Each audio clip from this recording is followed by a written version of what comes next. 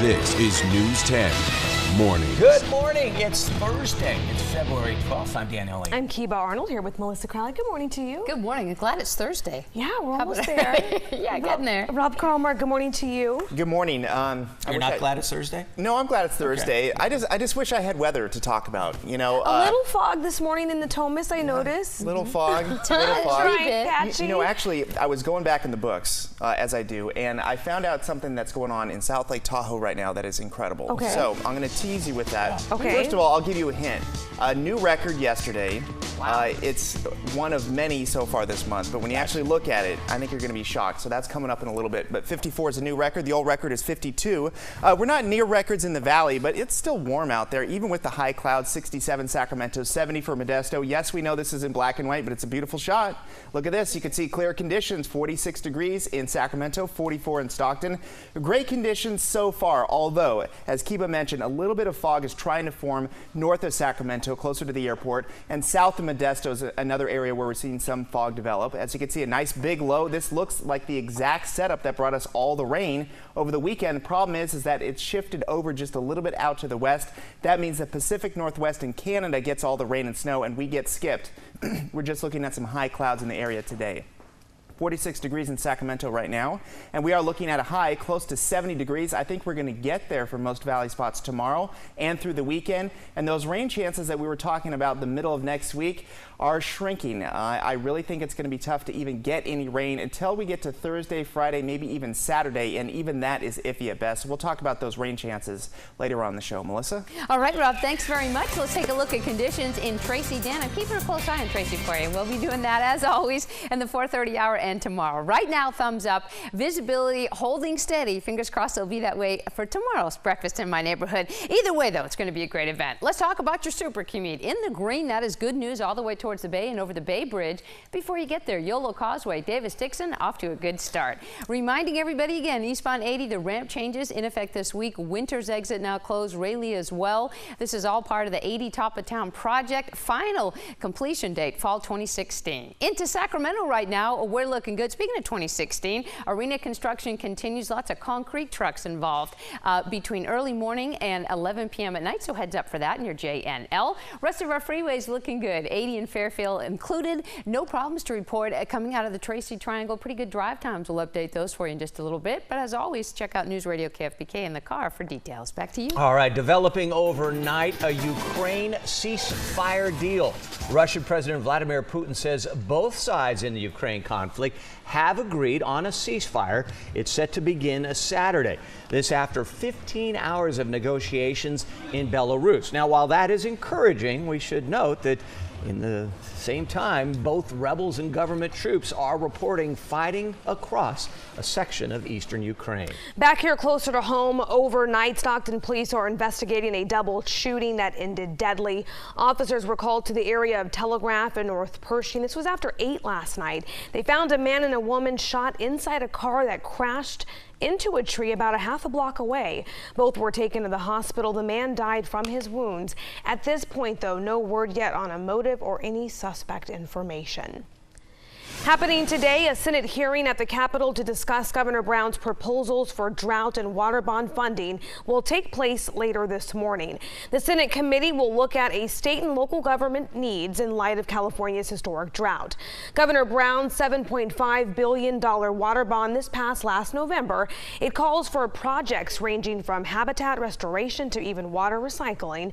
The federal government announced last Friday they were making about $50 million available in drought relief funds for western states, most of which is coming right here to California. Meantime, a public meeting will be held to discuss proposed emergency drought barriers placed along the Sacramento-San Joaquin Delta. The state's Department of Water Resources submitted an application last month to the U.S. Army Corps of Engineers seeking a permit to install the barriers.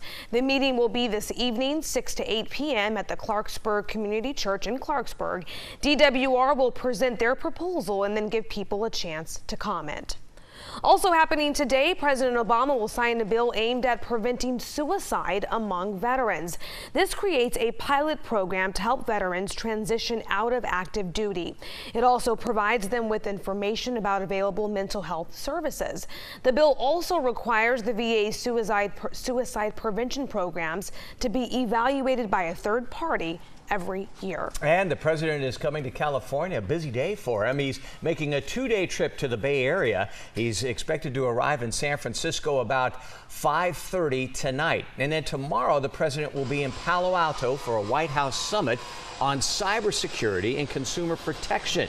He's going to address efforts to protect both consumers and companies. And he's also expected to speak at a Democratic National Convention event tomorrow night before he leaves from San Francisco. That's set to happen on Saturday. You know, if he comes in tonight at 5:30, there are going to be a lot of upset commuters because anytime you have that presidential motorcade, it impacts traffic. Right. Well, these efforts to protect consumers comes during a spike in major security breaches. Right. Just last week, a massive breach at Anthem Insurance affected millions of customers, also employees. Let's get more from News 10's Dina Kupfer in the newsroom now with how we can protect our identity. Dina, good morning. Good morning, Dan and Kiba. Well, in all, the private information of about 80 million Anthem clients and employees was compromised in this breach. The insurance giant did confirm that hackers stole birthdays, social security numbers, home addresses, and employment information, and all of those things can be used for identity theft. And so how can you protect yourself? Well, I spoke with the California nonprofit Privacy Rights Clearinghouse. They say one way to help from becoming a victim of identity theft is to refrain from giving your doctor or physician your social security number. In fact, it's not necessary to give out that 9-digit account number, but doctors will often ask for it for debt collection purposes. But again, you are under no obligation to hand over that private information. So if you are in a situation where you're a Medicare patient and your social security number is right there on your card, followed by a code, how do you protect yourself? Well, there is a way, and coming up in the 5 and 6 o'clock hours, I'm going to break down the many ways you can protect yourself.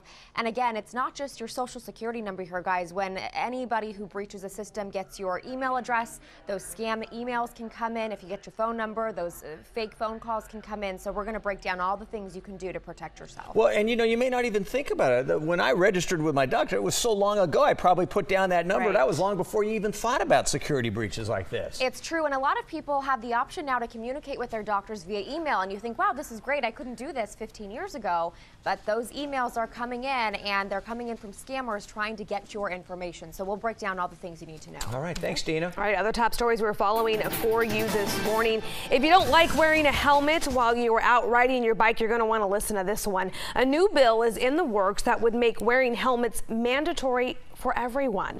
News 10's Carlos Salcedo has the details. Currently, anyone under the age of 18 is required to wear a bike helmet, but a new bill introduced in the state Senate would broaden that to include all riders. There could be some changes in store for anyone who decides to get on a bicycle in California. You'll be required to wear one of these, a bike helmet, for your own safety. According to the California Highway Patrol, bicycle rider injuries and traffic accidents are up in the state. Riders who don't wear helmets are far more likely to be hurt or killed in accidents. That's based on a report by the National Conference of State Legislatures that found 91% of bicyclists killed in 2009 were not wearing helmets. Riders on the street had mixed reactions to this proposal. I think people should do it themselves if they want to. I feel the government shouldn't be telling people what they should do. If you're gonna be out there on a bike, you're gonna want to wear a helmet. You only got one head, so you might as well protect it. Aside from wearing a helmet, for those riding at night, you'll be required to wear reflective clothing. If the bill passes, anyone caught riding without a helmet could be fined up to $25. Now, currently, there are no states that require helmets for adults, so if this bill gains traction and becomes a law, California would be the first state in the nation to do so. In the newsroom, Carlos Salcedo, News 10. 4:39, a stunning tweet from comedian Roseanne Barr calls for the UC Davis campus to be nuked. This comment adds to the tension that we've seen on campus the last several weeks. News 10's Dave Marquis has more. Well, Barr made that comment and others on Twitter as tensions continued to rise here on the UC Davis campus in the wake of a overwhelming vote by the Student Senate that asked the UC system to divest itself of all companies that do business with Israel, and also in the wake of a couple of hate crimes against Jewish student organizations on campus. In her tweet on Tuesday night, Barr stated, quote, "I hope all the Jews leave UC Davis and then it gets nuked," unquote. Now, one UC Davis assistant vice chancellor suggested that the tweet should not have too great an impact here on campus, and former Davis Assemblywoman Mariko Yamada chided Barr for her tweet. We as leaders have a responsibility to try to contribute to constructive dialogue and problem solving and healing, and not inflaming the situation even further. I don't know, it seemed a little wrong to me. I don't know, it didn't really seem like something you should joke about to me. I think that you shouldn't joke about killing people. That's not something to joke about. People's lives are serious. Now, campus leaders have previously called for restraint and said that much of the controversy and anger on the campus has come from people who are actually not directly connected with the university. At UC Davis, Dave Marquis, News 10. 4:40 is the time. There were remembrances across the country last night after police in Chapel Hill, North Carolina, began the investigation into the deaths of 3 young Muslims, and they're now investigating to see if it was a hate crime. Right, hundreds of students and staff from UC Davis gathered for a vigil to honor those victims. News 10's Suzanne Fawn was there. More than 200 students and staff turned out to a candlelight vigil here at UC Davis Wednesday evening. They say what happened in North Carolina was sad, they say it's scary, and they say that's the reason why they're standing in solidarity. They came to pray, they came in hopes of fostering peace, and they came to remember 3 young lives lost. Those students that were killed, they were just going on to dental school and doing their own thing in undergrad as well.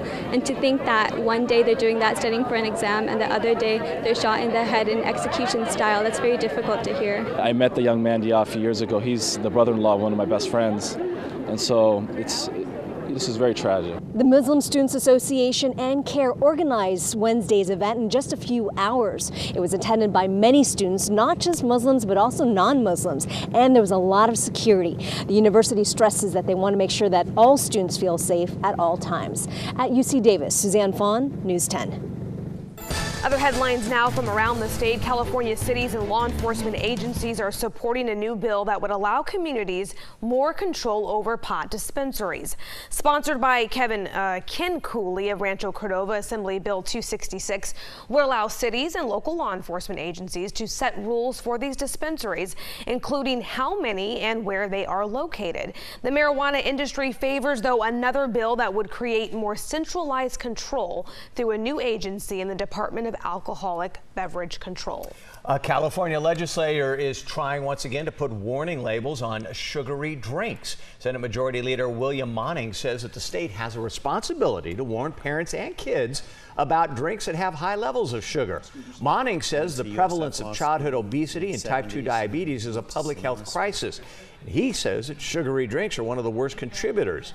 A similar bill died in committee last year. There were 3 lucky winners in last night's $564 million Powerball drawing. The winning tickets were bought, though, in North Carolina, Puerto Rico. Puerto Rico? Yeah, and Texas. They play 2 there. Okay. The Texas Lottery says that winning ticket in the state was sold at the Apple Tree Food Mart in Princeton, Texas. So Princeton is about 50 miles northeast of Dallas. But back here in California, 3 people matched 5 numbers, each winning $1.4 million. The closest one to us, though, was sold in San Leandro. That's over in the Bay Area. Yeah. Okay, so those tickets were sold in Alameda, Mono, and Orange counties. The winning numbers, 11, 13, 25, 39, 54, Powerball 19. So check your tickets just in case, because thousands of people matched at least 3 numbers. What's that worth? And the Powerball, that's going to be worth about $100. What? So you got $100, you got some people winning about $1 million or 2, and then you got the big winners. Yeah. Plenty of money to go around, right? Yeah, you know, if you're sharing, we're taking. Yeah. Miss Melissa Crowley, what do you got for us on the roads? Hey, there's nothing to sniff at. Yeah. Especially with Valentine's coming up. I'm just saying, just kidding. I'm all for the love note that doesn't cost much, but it's big from the heart. Let's talk about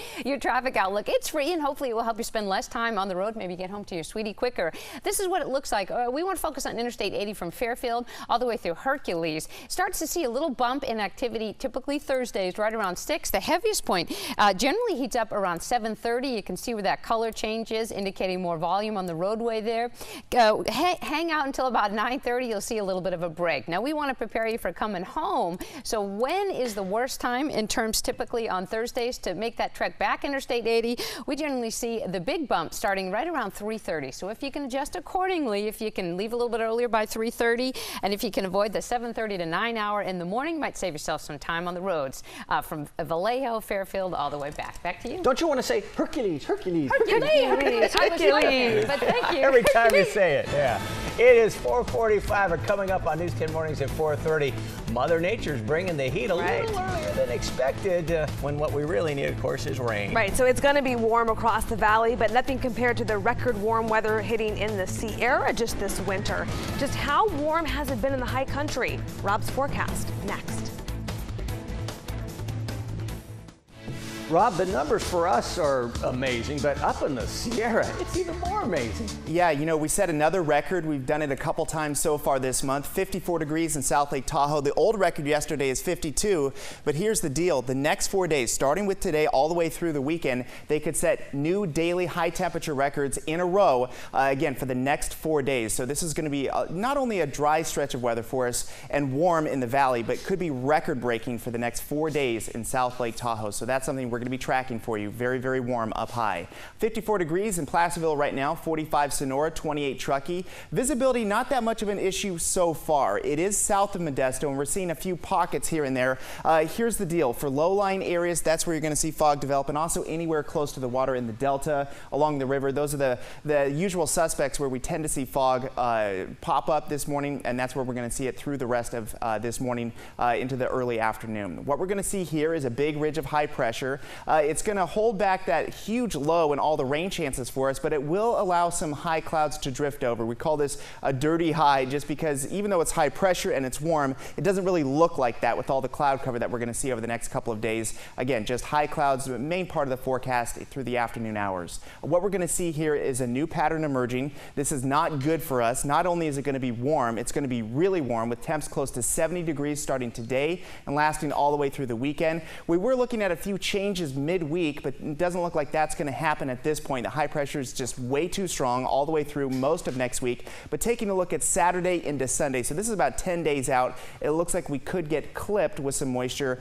with the system tracking up and over us, and that means maybe some snow chances for the Sierra, but probably not really for the Sacramento area. Maybe a little bit of rain down to the south. As you can see, for the next 7 days, all the rain, all the snow is going to be bottled up way up north into Canada. The Pacific Northwest is even going to have trouble getting any moisture in through the area. We're looking at 60s and 70s for the foothills today. It's going to be warm. Could be looking at a new record today. The old record, well, the current record, I should say, is 58 for South Lake Tahoe. We're looking at 62 today, mid-60s all the way through the weekend. 73 in Oakland. We're going to be close to some records in the Bay Area today with temperatures in the mid-70s, and then we're going to see, again, very warm temperatures, but not record-breaking in the valley. If you want to break records, you have to get to the mid-70s or above. Today, we're just looking at upper 60s. 70 by tomorrow, 70 through the weekend. Again, all those mid-week chances of rain are drifting away from us. We're going to have to look deep into the 10-day planner for any chance of that happening. Melissa. Good morning, Rob. Good morning, everyone. As you rise and shine on this Thursday, how is the Bay Area commute shaping up? Not too shabby. Let's take a look at the Bay Bridge. Interstate 80 so far so good. And the 80 traffic story and traffic headlines right now. Smooth sailing basically from Sacramento all the way through Yolo County, continuing through Solano County, ending up at the Bay Bridge so far so good into the city. Elsewhere, if you're traveling on another route, including 205 and 580, not a bad commute underway. Plenty of company, but still speeds right around 50 miles per hour. And that's adding up to some good drive times overall. Still seeing in the green typically on Thursdays. This changes after 5:15 or so, but 80 right now, 205, both moving along at a pretty good clip. How about our transit status? Lots of trains leave before the 4:30 hour, and right now there are no delays. We keep reminding people there are now quiet cars on Capitol Quarter. If you need a peace and quiet at the end of the week. Finishing things up here, Tracy looking good. Drive times out of the Central Valley. No major headaches from Elk Grove, and Stockton off to a good commute as well. Fingers fingers crossed it will stay that way. Back to you. Melissa, thank you. Let's look ahead now. A Sacramento man who police say put a dog in scalding hot water is due in court tomorrow. He's 31 years old. His name is Ignacio Chavarria. He was arrested Tuesday at the Midtown Sacramento apartment he shares there with his girlfriend. You see him right there. He is facing 1 felony animal cruelty charge. He allegedly became angry after her 4-year-old Yorkie Maltese mix named Tucker soiled its crate. The hot water left the dog with third-degree burns over 80% of his body. Tucker had to be put down the next day. It is 4:52, and coming up on News 10 Mornings at 4:30, if you're a fan of the mall and if you're good with numbers, well, we may have a job that's just right for you. We're going to tell you who's hiring. That's coming up next.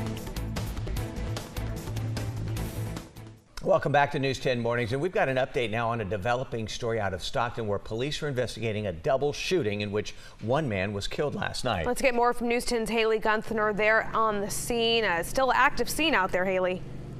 Still very active, Kiba. We do have a heavy police presence here in Stockton as this homicide investigation continues. Homicide investigators are looking into the circumstances behind this deadly shooting. Here's what we know, Dan and Kiba. The call came in around 8 last night. 2 victims were shot inside of a car.